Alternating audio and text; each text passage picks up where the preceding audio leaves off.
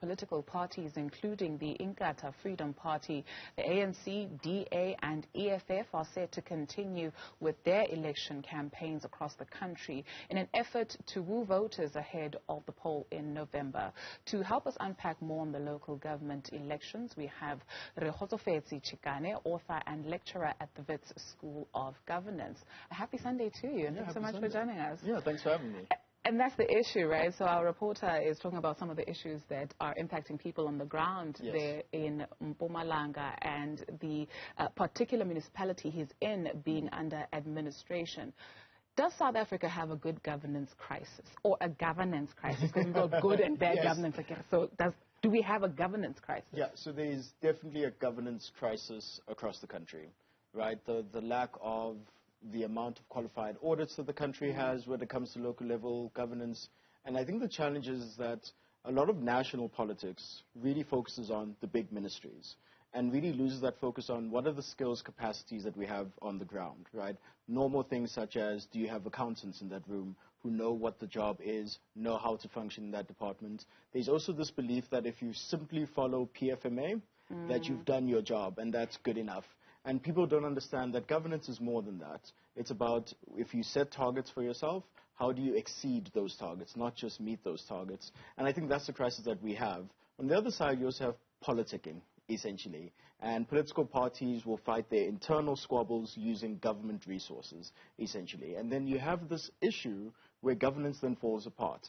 And it falls apart not because you don't have the right people in the room, it's just that people are squabbling with each other, and the people who get affected the most are those who are poor and destitute.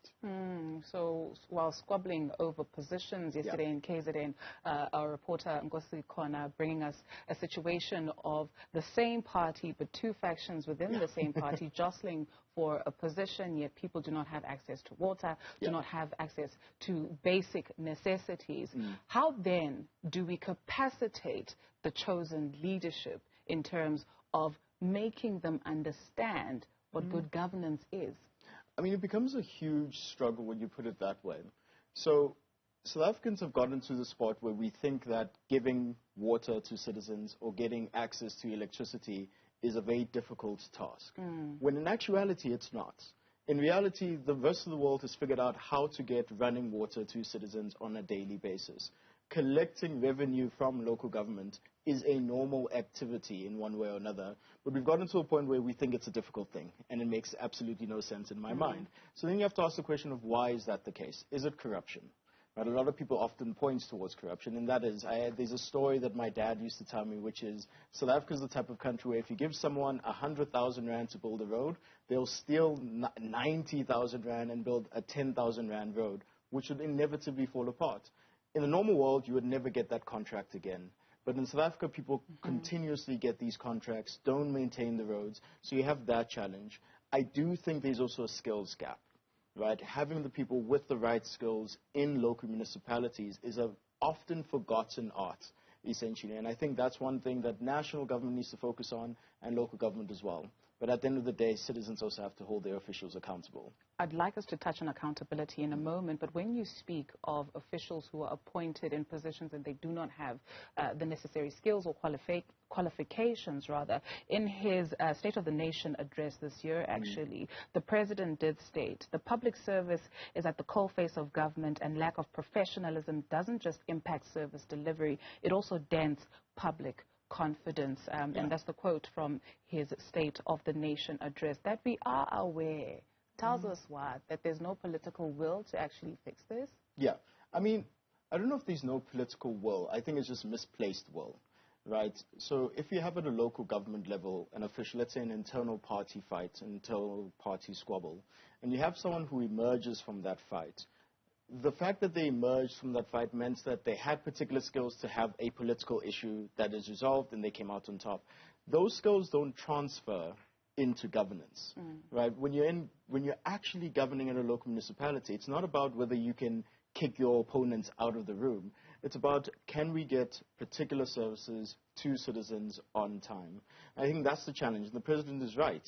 If you don't do that, you lose that public confidence in government's ability to serve the masses. And once you have that situation, it becomes a vicious cycle. Because how do you go to an election and say, please come out and vote, because this is how you change the status quo? Then when someone does come out and vote, the status quo doesn't change. And this becomes this real back and forth chicken and egg situation, but you can't expect the citizens to do it, right?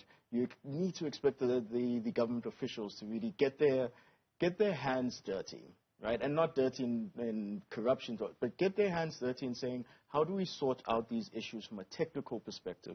And I think that's lacking. You mentioned citizens holding their officials to account, right? So we've seen a number of service delivery protests. Are citizens then not doing it the right way? How do they then do it? I mean, voting and voting out people that you don't think are giving you the services is the one way to go about it.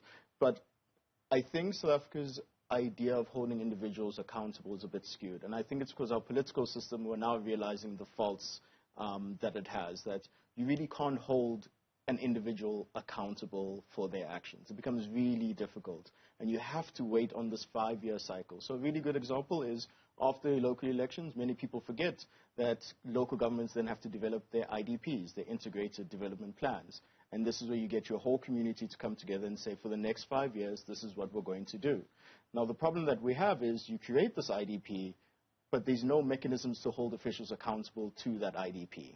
Right? So it is, you promise this is what we're going to do, we'll wait 5 years and we'll come back and report whether we hit our targets or not. The mechanisms in between to hold people accountable, particular individuals, not just parties, is sorely lacking in our country. And because of that, you then have to voice your frustrations through non-institutional channels, right? So service delivery protests.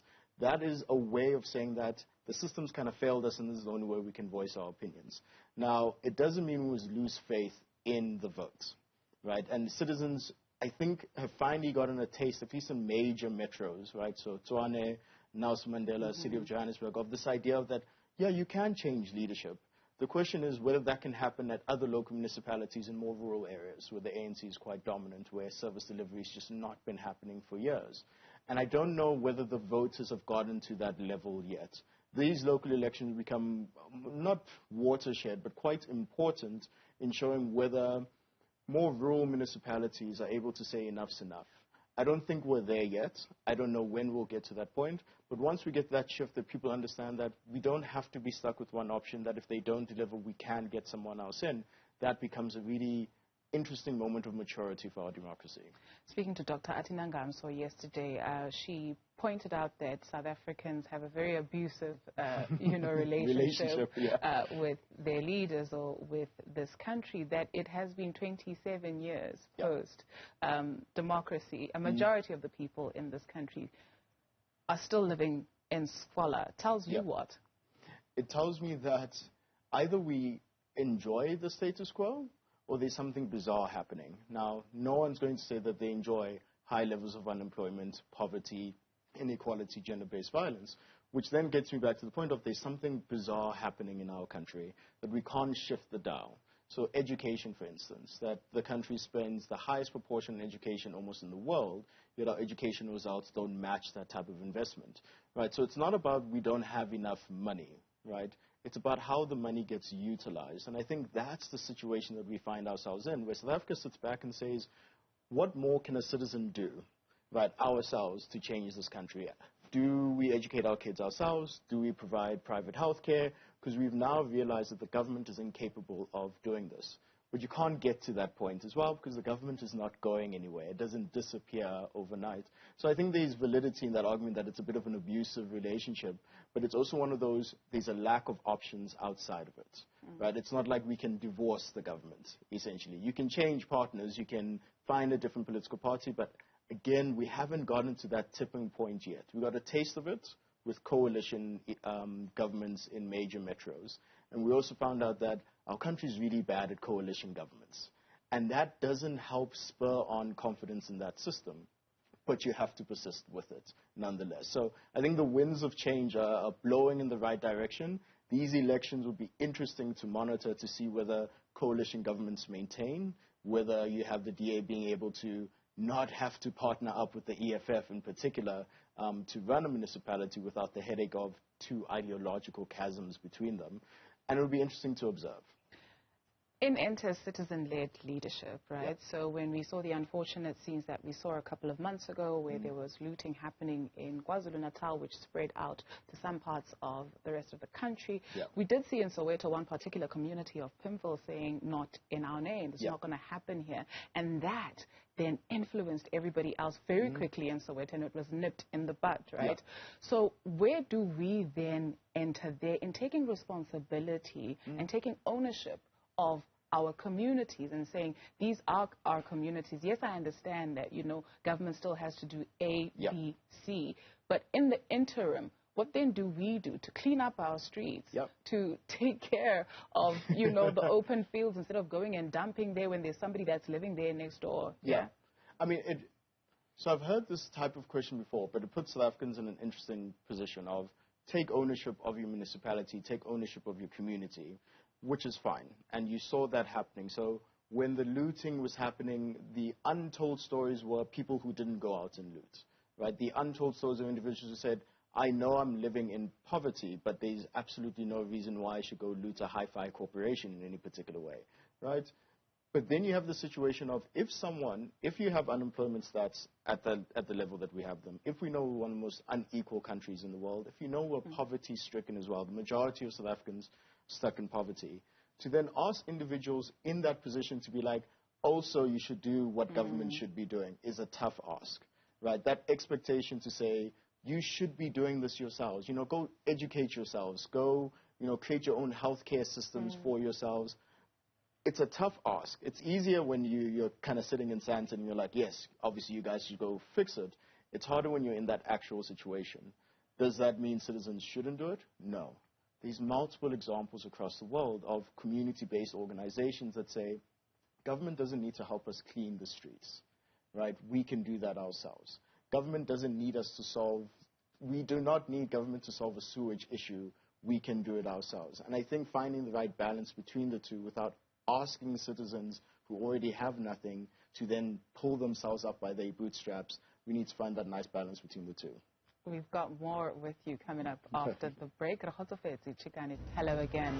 I'm joined in studio by Rekgotsofetse Chikane, author and lecturer at the Wits School of Governance, as we unpack today's events throughout the morning in terms of electioneering. I'd like us to stay with the last crossing that we have from my colleague, Zineko, speaking to Mr. Dlamini of the IFP, speaking particularly about performance of the IFP, that people vote for the IFP, they vote for performance, having done well in Johannesburg and Ekurhuleni, that people keep voting for the same party each and every single year. It tells you what?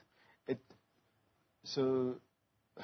tells you many things. So the IFP in particular has found itself in an interesting period of resurgence over the past 5 years.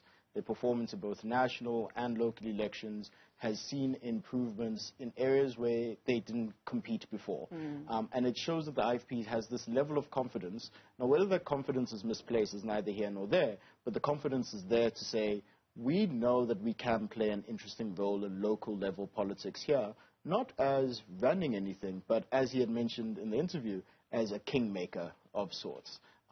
The first round of coalition politics that happened in the city of Johannesburg, they were really kind of excluded from that discussion because they weren't needed. But the ANC kept very, very close with them over the past 5 years. So when the moment came for them to say, do you want to join our coalition for us to run the city, it put them in an interesting position. The question then becomes, how do you translate that coalition government that you're in into the particular departments that you're allowed to run, and then clearly say, this is our party and not the ANC's work, essentially. And that becomes the tricky thing for the IFP of how do you actually show that your work in a particular department, he had mentioned transport, how does that translate to say, this is us? It's not the West, it's not the ANC, it is not the DA, it's not the, this is our doing. And I think that becomes really, really hard at a local level, but we can see the support of the IFP is still growing, so clearly they're doing something right. Right, so I'd like us to look at coalitions and what your interpretation of how they've worked since the last elections that we had in 2016. Yeah, growing pains.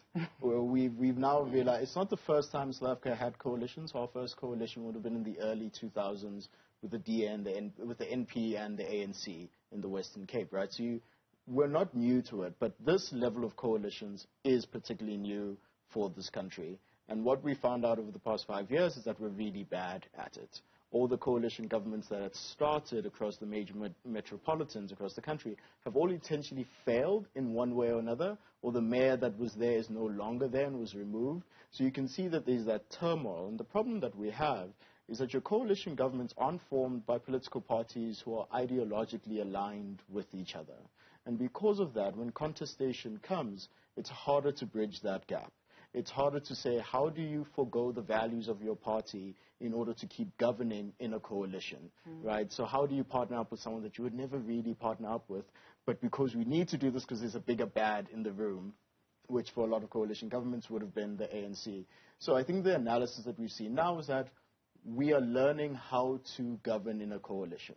And I think the next 5 years, when coalition governments become entrenched and institutionalized in the country, not necessarily through policy, but in the way that we work in government, the way that we think, I think it will become interesting to monitor it over the next 5 years. Whether we get better is left to be decided, but I think these growing pains, we can only get better at it, so long as we don't have these huge ideological chasms between parties.